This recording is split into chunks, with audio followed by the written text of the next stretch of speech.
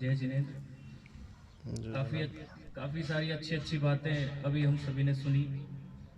अभी हमारे बीच में से आदरणीय श्री महेंद्र जी ताऊ जी, उनका स्वर्गवास, उनका देवलोक गमन हुआ है और उनके इस वियोग से हम सभी पूरी की पूरी अग्रवाल समाज संतप्त भी है। मुझे ज़्यादा कुछ तो नहीं कहना, थोड़ी बहुत बातें जो भी मेरे को स्मरण आएंगी, जो भी मेरे को याद आएंगी, वो सब मैं आप लोगों से कहूँगा। देखिए, कुछ चीज़ें शाश्वत होती है दुनिया में। शाश्वत मतलब परमानेंट होती है। इंग्लिश में कहें तो यूनिवर्सल ट्रुथ जिसे कहते हैं, यानी कि जिस व्यक्ति ने जन्म लिया है, मृत्यु तो उसकी निश्चित है।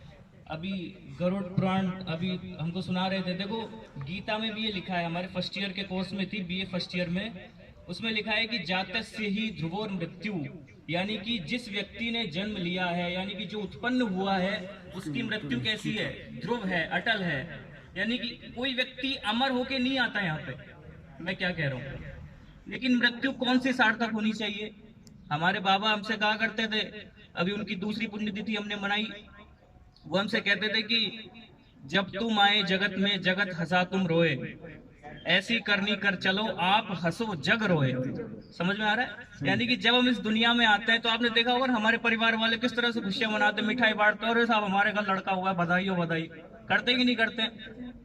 हम तो रोते रहते हैं, हम तो एक छोटे से बच्चे एकदम, आपने देखा होगा ना पालने में, दुनिया में तो खुशी मनाई जा रही है और बच्चा क्या कर रहा है? रो रहा है। हम तो रोते रहते हैं और दुनिया में खुशियां मनाई जा रही है। जब तुम आए जगत में जगत हंसा तुम रोए, ऐसी करनी कर चलो आप हंसो जग रोए। यानी कि ये जो जन्म से लेके मरण तक की पूरी प्रक्रिया है, हम इसमें कुछ ना कुछ ऐसा करें। ऐसा नहीं कि भाई जन्म लिया और मर गए।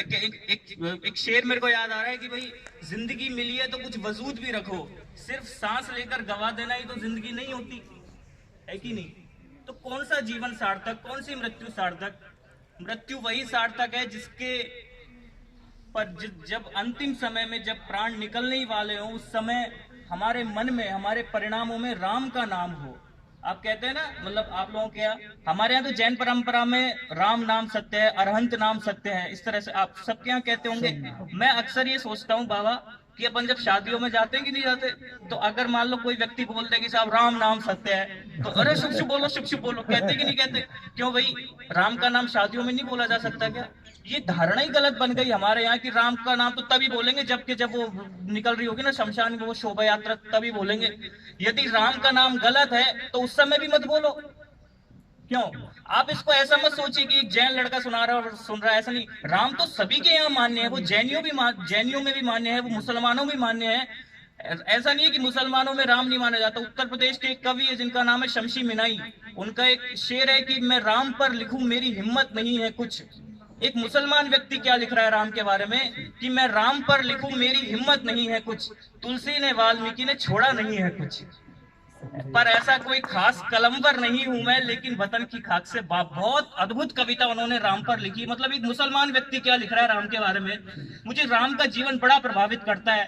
आप सबको वो ऐसा नहीं है कि जैसे वो बहुत बड़े भगवान थे तो हम तो उनकी बराबरी नहीं कर सकते साहब। वो भी हमारे और आपके जैसे मनुष्य थे।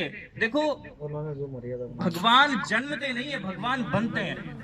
मैं क्या कह रहा हूँ, ऐसा नहीं है कि भगवान का जन्म होता है, जन्म तो बच्चे का होता है, जन्म तो बालक का होता है। और जब वो बालक परिश्रम करता है, जब वो साधना करता है, तो वो अपनी साधना से भगवान बनता है। राम भी हमारे और आपके जैसे ही तो थे। हमारे जीवन में छोटी छोटी समस्या आ जाती है तो हम तो कैसे गाफिल हो जाते हैं, कैसे अरे साहब मैं तो मरा। आप राम का जीवन देखिए। मैं बता रहा था ना हमारे कोर्स में, तो उसमें एक बहुत सुंदर प्रकरण लिखा, राम का जिस दिन राज्य अभिषेक होने वाला था, यानी कि जिस सुबह, सुनना ध्यान से सब लोग, तो उससे एक दिन पहले राम के पिता ने, दशरथ ने राम को बुलाया अपने यहाँ कि राम जब उनके पास आए तो राम ने कहा कि जी पिताजी बोलिए।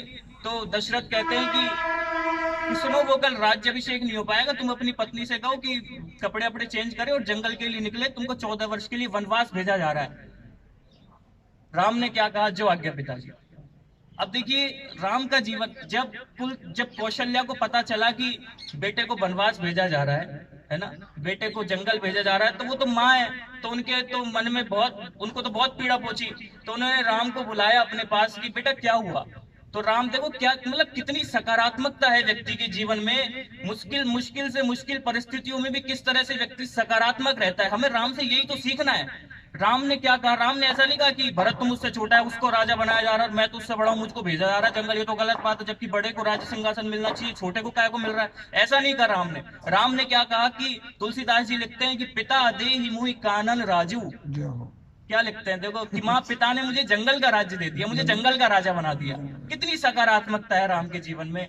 पिता दे ही मुहि कानन राजू, जहां सब भांति बोर बड़ काज, यानी कि पिता ने मुझे जंगल का राज्य दे दिया जहां सारे बड़े कार्य मेरी प्रतीक्षा कर रहे हैं। राम वन गए तो बन गए। राम का मुझे बहुत प्रभावित करते हैं राम। मैं काफी सारी घटनाएं आपको उनकी सुना सकता हूं, लेकिन अभी समय कम है, तो एक आध दो छोटी जो भी बात, मेरे को एक बात और याद आ रही है। ऐसा लिखा है आपके यहाँ वैष्णव पुराणों में, मैं वो भी पढ़ता रहता हूँ। वैसे मैं जैन फिलोसॉफी का स्टूडेंट हूँ, जैन दर्शन पढ़ता हूँ, लेकिन मैं काफी सारी चीजें अध्ययन करता रहता हूँ, काफी सारी चीजें पढ़ता रहता हूँ। तो एक घटना मेरे को ये पढ़ने को मिली कि जब राम और रावण का युद्ध हो रहा था, तो रावण जिस दिन आया था, पहली बार जब रावण आया तो उसने बड़ी तोड़फोड़ मचा दी थी सेना में, बड़ा तहस नहस कर दिया था। मतलब राम की सेना उस दिन उससे पराजित हो गई थी, हार गई थी। तो राम ने जब देखा कि उनका तो चेहरे पे काली मच आ गई, म्लान मुख हो गया उनका, तो जामवंत ने कहा, जामवंत उनकी सेना में, तो उन्होंने कहा कि काय को चिंता करते हो, वही आपका धनुष है, वही आपका बाण है, इसको देख लेंगे, इसको कल देख लेंगे, होता है किसी किसी सामने वाले का दिन होता है, इसमें क्या दिक्कत। तो बोले यार ऐसी बात नहीं है। राम क्या कह रहे हैं, ऐसी बात नहीं है। मैं रावण से जब लड़ रहा था तो मैं ये देख रहा था कि रावण नहीं लड़ रहा है, दुर्गा लड़ रही है, जबकि ये गलत है। मैं धर्म के साथ हूं, मेरे साथ नहीं लड़ रही है, वो अधर्म के साथ है, उसके साथ लड़ रही है। तो जामवंत ने कहा कि अगर ऐसी बात है तो फिर युद्ध हम संभालते हैं, आप क्या करिए, आप दुर्गा को प्रसन्न करिए। तो राम बैठ गए शक्ति की उपासना में। आप सब लोग नवरात्रा वगैरह मनाते हो ना, तो कैसे, तो बहुत से लोगों को तो पता ही नहीं है कि भी नवरात्रा क्यों मनाते हैं। देखो अब इसलिए नवरात्रा मनाते हैं, जब राम तपस्या के लिए बैठ गए तो 108 नील कमल मंगाए गए, और जब वो नील कमल मंगाए गए तो लगभग 9 दिन पूरे हो चुके थे, और 107 नील कमल उन्होंने दुर्गा के पास चढ़ा दिए थे। यानी कि उनके चरणों में साधना करते करते 107 नीलकमल उठा के ऐसे चढ़ा दिए थे। और एक जब लास्ट नीलकमल बच गया तो दुर्गा ने सोचा कि इसकी परीक्षा लेती हूँ, कितना बड़ा भक्त है ये मेरा। तो उन्होंने क्या किया कि चुपके से उस नीलकमल को अपने साइड में छुपा लिया, और जब राम ने जब वो 108वां अंतिम नीलकमल उनके चरणों में ऐसे चढ़ाने के लिए जब थाली में हाथ घुमाया तो नहीं मिला उनको। तो उन्होंने सोचा कि भाई अब साधना अधूरी रह जाएगी, अब तपस्या पूरी नहीं हो पाएगी, मेरी 9 दिन की साधना पूरी की पूरी मिट्टी में मिल जाएगी। तो देखो राम ने इतनी बड़ी समस्या उनके सामने थी कि मैं 9 दिन से तपस्या कर रहा हूँ, अभी सारी की सारी साधना बेकार चल जाएगी। उन्होंने आंखें नहीं खोली अपनी, उन्होंने फटाफट याद किया। उस समय उनको स्मरण आया कि बचपन में माँ मुझे कहती थी कि राजीव नयन, कमल की आंखों वाला है मेरा बेटा। तो अभी तो 2 कमल के फूल मेरे पास है। तो उन्होंने अपना वो तुणीर में से एक बाण निकाला, और जब उसको आंख की फलक तक लेके गए तो इतने में दुर्गा प्रकट हुई, और उन्होंने कहा कि होगी जय होगी है पुरुषोत्तम नवीन, कहे महाशक्ति राम के बदन में हुई ली। तो एक बात मैं आपको, ये घटना मैंने आपको इसलिए सुनाई कि बड़ी से बड़ी मुश्किल परिस्थिति में भी व्यक्ति को सकारात्मक रहना चाहिए। देखो आधी से ज्यादा बीमारी तो है ना अपनी नकारात्मकता की वजह से होती है। 75% बीमारी, अभी अमेरिका में वो रिसर्च हुई थी, उसमें एक कैदी को फांसी होने वाली थी, तो अमेरिका के वैज्ञानिकों ने सोचा कि चलो अभी मरने तो वाले ही, इस पर एक रिसर्च करके देखते हैं। तो उन्होंने उस कैदी को कह दिया कि भाई तेरे को फांसी से नहीं मारा जा रहा, तेरे को हम है ना एक वो निडल चुभाएंगे, सुई चुभाएंगे, वो सुई काय को तेरे को हम कोबरा सांप से डसवाएंगे, हम तेरे को फांसी पे नहीं लटकाएंगे, तेरे को कोबरा सांप से डसवाएंगे, सांप से डसवा के तेरे को मारेंगे। और जब उसकी जैसे उसने सुना कि मेरे को सांप काटने वाला है, तो उसके मन में तो बड़ी मतलब बहुत डर गया वो। तो अगले दिन क्या हुआ कि जब वो एक्सपेरिमेंट करने जाने वाले थे साइंटिस्ट, तो एक्सपेरिमेंट करने से पहले उन्होंने उस व्यक्ति की आंख में पट्टी लगा दी ताकि इसको पता नहीं चले कि हम एक्सपेरिमेंट कर रहे हैं। तो वो उन्होंने सांप से नहीं डसवाया, उन्होंने सुई चुभोई उसके। अब जब सुई चुभोई, जैसे ही सुई चुभोई उसके कुछ सेकंड बाद वो मर गया। अब मुझे एक बात बताओ, वो क्यों मर गया भाई? सुई से कोई व्यक्ति मर जाता है क्या? और जब एक्सपेरिमेंट हुआ, जब वो पोस्टमार्टम हुआ, जब वो रिसर्च हुई, तो पता चला कि इस व्यक्ति के अंदर तो जहर मिला है, इस व्यक्ति के अंदर तो कोबरा सांप का जहर पड़ा हुआ है, इस जहर के कारण उसकी मृत्यु हुई है। और जब बाद में पता चला कि भाई जहर से तो हमने डसवाया ही नहीं, सांप से तो डसवाया ही नहीं, तो ये मर कैसे गया? सुई से कोई व्यक्ति। तो बाद में ये पता चला कि ये जो जहर है ये इसके मस्तिष्क ने बनाया था, ये इसके दिमाग ने बनाया था। भाई इसके मन में अरे मेरे को सांप से, और मतलब ये समझ में आ रहा है ना? तो ये जहर कहां से आया? ये जहर उसके अंतरंग से आया, उसके मन से आया, उसके जो पीछे पीछे जो होता है ना सबकॉन्शियस माइंड, ये जहर यहाँ से पैदा हुआ। हमेशा परिस्थिति में कितनी भी विपरीत से विपरीत परिस्थिति हो, हमेशा हमें सकारात्मक रहना चाहिए, कभी भी नकारात्मकता तो आनी नहीं चाहिए जीवन में। ये देखिए, एक और दोहा मैं आपको सुनाऊं, मेरे को याद आ रहा है। हमारे यहाँ भारतीय संस्कृति में आप कभी पढ़ोगे तो एक उसमें बहुत अच्छी बात लिखी है कि कला बेहतर पुरुष की, तामे दो सरदार, एक जीव की जीविका, दूजा जीवोद्धार। यानी कि जीवन जीने के लिए बेहतर कलाएं कही गई है हमारी पूरी इंडियन कल्चर में। उसमें ऐसा कहा गया है कि एक जीव की जीविका और दूजा जीवोद्धार, यानी कि दो बेहतर कलाओं में से जो दो सबसे ज्यादा मुख्य है वो है, एक तो व्यक्ति की आजीविका। आजीविका मतलब पैसा। देखो, पैसा कमाना भी एक बहुत बड़ी कला होती है, पैसा कमाना एक बहुत बड़ी कला है, लेकिन पैसे कमाने के चक्कर में जीवन को खपा देना ये बहुत बड़ी मूर्खता है। मैं क्या कह रहा हूँ, पैसा कमाना तो बहुत, जिसके पास नहीं है पैसा उसका जग में जीवन कैसा। पैसा तो होना चाहिए, लेकिन पैसे की क्या उपयोगिता है जीवन में? जैसे एक पेट्रोल की, मतलब आप ऐसा समझो कि गाड़ी में जितनी उपयोगिता एक पेट्रोल की होती है ना, वैसे ही पैसे की उतनी उपयोगिता जीवन में होती है। भाई कौन व्यक्ति ऐसा है जो पेट्रोल के लिए गाड़ी चलाता है क्या? कोई हाथ खड़े करो, मुझे देखना। कोई नहीं है ऐसा। गाड़ी तो हम एक सफर, एक जगह से दूसरे जगह जाने के लिए, या फिर कभी जब हमें अपने रिश्तेदारों से मिलना होता है तब हम गाड़ी का यूज, पेट्रोल के लिए तो, पेट्रोल वेस्ट करने के लिए तो कोई गाड़ी नहीं चलाता ना। तो वैसे ही जीवन को इसलिए नहीं जीना ताकि हमको साहब वो जयपुर में वो बंगला लेना है, वो हमको मर्सिडीज लेनी है, हमको 20 लाख की वो ऑडी लेनी है, ये लेनी है, वो लेनी है। जीवन को इसलिए नहीं जिया जाता ताकि हम करोड़ों रुपए इकट्ठे कर लें। एक सेठ था, एक नगर में एक राजा था। एक कहानी सुना के मैं खत्म करता हूँ। राजा था और उसके दरबार में काफी सारे व्यक्ति थे और सबके सब व्यक्ति विद्वान थे। तो वो राजा क्या ऊब गया कि यार ये विद्वान ही विद्वत्ता ही विद्वत्ता, ज्ञान ही ज्ञान की बातें करते हैं। तो उसने सोचा कि एक व्यक्ति मूर्ख भी होना चाहिए यहाँ पे। तो उसने पूरे नगर में घोषणा करवा दी कि भाई जो सबसे ज्यादा, जो सबसे बड़ा मूर्ख मिला उसको लेके आओ यहाँ पे। तो वो मूर्ख व्यक्ति को लेके आए। जब लेके आए तो क्या हुआ कि सबको है ना, मूर्ख व्यक्ति को वो ठप्पा दे दिया कि भाई तू मूर्ख है। जैसे बैच होता है ना, बच्चों, छोटे छोटे बच्चों के यहाँ पे आई कार्ड लगा दिया जाता है उसका नाम, तो उस व्यक्ति को एक आई कार्ड दे दिया जिसपे लिखा था मूर्ख, और बाकी विद्वानों को विद्वान का आई कार्ड दे दिया। और डेली ऐसे ही होता, वो विद्वान अपनी विद्वत्ता की चर्चा करते और वो मूर्ख व्यक्ति अपनी मूर्खता भरी बातें करता। तो एक बार क्या हुआ कि वो राजा बीमार पड़ गया, यानी कि उसके प्राण पखेरु उड़ने ही वाले थे कि इतने में वो जो मूर्ख था वो आ गया वहां पे। तो उसने राजा को जब ऐसे, अब वो मूर्ख तो था ही, तो उसने जब राजा को ऐसे देखा कि भाई ये क्या हो गया राजा, आप इस तरह से काहे को लेटे हुए? बोले कहाँ जा रहे हो? बोले मैं, राजा बोलता है कि बोले मैं, अब मेरे जाने का टाइम हो गया तो अब मैं जा रहा हूँ। तो बोले रुको रुको, मैं भी आपके साथ चलूंगा। क्या बोलता है कि मैं भी? अरे बोले तू, मैं तेरे को नहीं ले जा सकता। अच्छा मेरे को नहीं ले जा सकते, तो ऐसा करता हूँ मैं आपके साथ वो 2-4 सैनिक भेज देता हूँ, 2-4 बॉडीगार्ड भेज देता हूँ, ताकि वो आप लोगों का, मतलब आपका अच्छे से ध्यान रख लेंगे।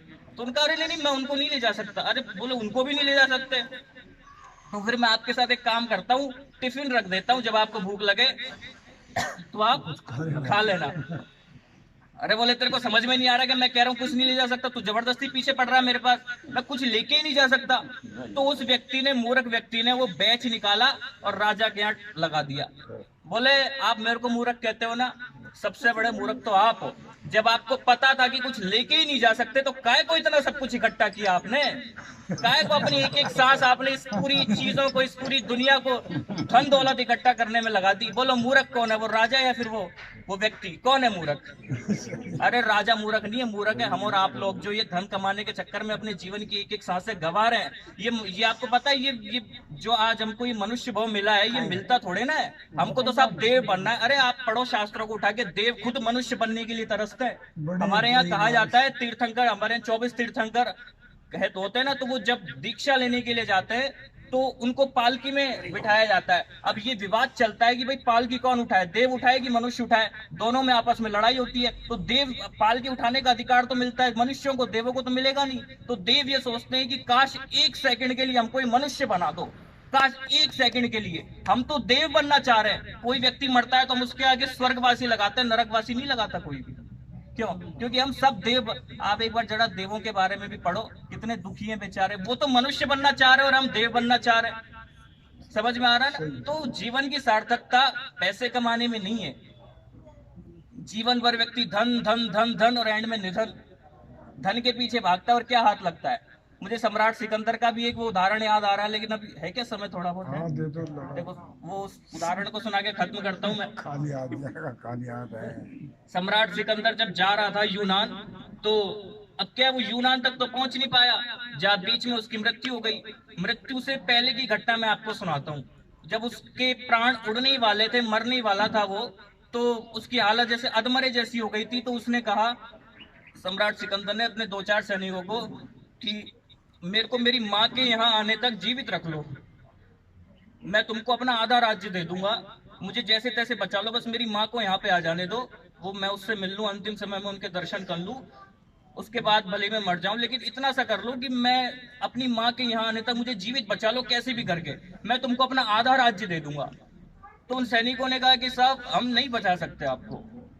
तो उन्होंने कहा कि अच्छा ऐसा करो कि मुझे अपनी माँ के पास ले चलो, अगर इतना तो कर सकते हो कि नहीं कर सकते, बदले में तुम्हें आधा क्या, तुम्हें मैं अपनी पूरी प्रॉपर्टी दे दूंगा, तुम्हारे नाम अपनी पूरी जायदाद कर दूंगा, पूरा राज्य तुमको दे दूंगा। बस क्या करना है कि मुझे मेरी माँ के पास पहुंचा दो सही सलामत, बस मैं उन्हें देखना चाहता हूँ, उनको देख के मैं बढ़िया, मुझे अच्छी मौत आएगी। तो उन्होंने कहा कि साहब हम आपको बचा ही नहीं सकते, आपको समझ में नहीं आ रहा क्या? तो सम्राट सिकंदर ने क्या कहा, देखो उसका जवाब सुनो। उसने कहा कि सुनो, जब मैं मर जाऊं ना तो मेरे दोनों हाथ खोल देना ऐसे। तो उन मंत्रियों ने कहा कि भाई ये तो धर्म के विरुद्ध होगा, ऐसे दोनों हाथ खोल के थोड़ी ना कोई मरता है। तो सम्राट सिकंदर ने कहा कि भले ही धर्म के विरुद्ध हो, लेकिन तुम ये करना पड़ेगा, क्योंकि ये मेरी आज्ञा है, ताकि लोगों को ये पता चले कि जिसने अन्याय और अनीति से जो धन कमाया, आज वो व्यक्ति भी दुनिया से खाली हाथ जा रहा है। ये हमको सीखना चाहिए। क्या ये मेरा पैसा है साहब, तुम नहीं आओगे, ये क्या है? क्या हम पैसों के चक्कर में उलझते जा रहे हैं? व्यक्ति को पता नहीं चलता कि कब उसकी मृत्यु हो। अभी मेरे पास एक व्हाट्सएप पे एक वीडियो आई थी, एक कोई फैक्ट्री था, मतलब फैक्ट्री थी, उसमें एक मालिक बैठा हुआ था, और जी तो सीसीटीवी की फुटेज थी, बैठे बैठे ही मर गया वो, बैठे बैठे ही मर गया वो। मेरे को बड़ा आश्चर्य हुआ, ये कैसी मौत आ गई उसको, बैठे बैठे। भाई मौत आने से पहले तो थोड़ा शरीर में अपन को पता चल, बैठे बैठे ही मर गया वो। बताओ कब मर जाए हमको पता ही नहीं है कब। देखो अंजुली जल सम जवानी क्षीण होती जा रही, प्रत्येक पल जड़ जड़ जरा नजदीक आती जा रही, काल की काली घटा प्रत्येक क्षण मंडरा रही, किंतु पल पल विषय तृष्णा तरुण होती जा रही। आपने देखा होगा ना, हमारे हाथों में से अंजुली में जब जल होता है तो वो एक एक बूंद नीचे नीचे नीचे टपकता रहता है ना, एक समय ऐसा आता है कि वो सारा की सारा जल खत्म हो जाता है। वैसे ही हमारी ये जवानी है, धीरे धीरे धीरे धीरे करके खत्म। इसलिए अभी से थोड़ा धर्म ध्यान करना चाहिए। लोग कहते हैं साहब धर्म ध्यान तो बुढ़ापे में करेंगे हम, ये तो बुढ़ापे की चीज है।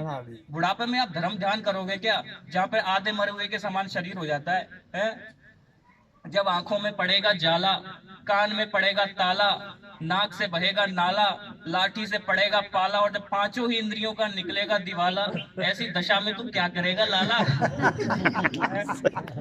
बुढ़ापे में धर्म ध्यान करोगे क्या? बुढ़ापा धर्म ध्यान के लिए नहीं होता। और इस बात की क्या गारंटी बोलो बुढ़ापा आएगा? और आज के इस दौर में, इस कोरोना के दौर में, कोविड-19 के इस दौर में, व्यक्ति कब ऊपर लाखों, कितने लाखों व्यक्ति मर चुके भारत में, बोलो। तो हमेशा जिंदगी को ऐसे जीना चाहिए कि जैसे ये हमारा आज लास्ट है, यानी कि जो करना है कर लो भाई। आज आपको पता है आज कौन सा दिन है? आज युवा दिवस है, यंगस्टर डे, यानी कि युवा दिवस विवेकानंद के नाम से मनाया जाता है। विवेकानंद को क्यों हम आज भी याद कर रहे हैं? अच्छा मुझे एक बात बताइए, कौन बाबा, आपके बाबा के बाबा को आप याद करते हो क्या? उनकी पुण्यतिथि मनाते हो क्या? नहीं मनाते। क्यों नहीं मनाते? क्योंकि उन्होंने कुछ ऐसा किया ही नहीं जो उनको याद करें। समझ में आ रहा है? इसलिए हम भी उनके जैसा ना बन जाए कि हमें हमारी आने वाली पीढ़ी हमें याद ही ना रखे। इसलिए मरने के बाद भी निशानी होनी चाहिए। गांधी जी को आज हम याद करते हैं, क्यों करते हैं? क्योंकि उन्होंने कुछ किया है, इसलिए हमें कुछ करना है। मैंने कहा ना कि ऐसे ही ये मनुष्य भाव ऐसे हम जो ही सांस लेकर के ना निकाल दें, कब हम देखो पता नहीं चलता कि हम तो प्लानिंग करके रखते हैं साहब, वो अप्रैल में हमारे लड़के की शादी है, क्या गारंटी है कि अप्रैल, अच्छा हम सब यहाँ पर आ तो गए हैं, लेकिन अब इस बात की क्या गारंटी कि हम सही सलामत सुरक्षित अपने घर जा पाएंगे? बोलो, गारंटी है क्या? इसलिए हमेशा ऐसा जीना चाहिए कि जैसे यही हमारा लास्ट दिन है, इसलिए जो करना है कर लो, कल के भरोसे नहीं जीना चाहिए। तो हम सभी अपने जीवन को धन्य करें और जरूर कोई ना कोई एक ऐसा काम तो करें ताकि आने वाली नस्लें, आने वाली पीढ़ी हमें याद रखे और हम अपने जीवन को भी सुधारें और दूसरे के जीवन को सुधारने में भी हम निमित्त बने, सहायक बने। इसी मंगल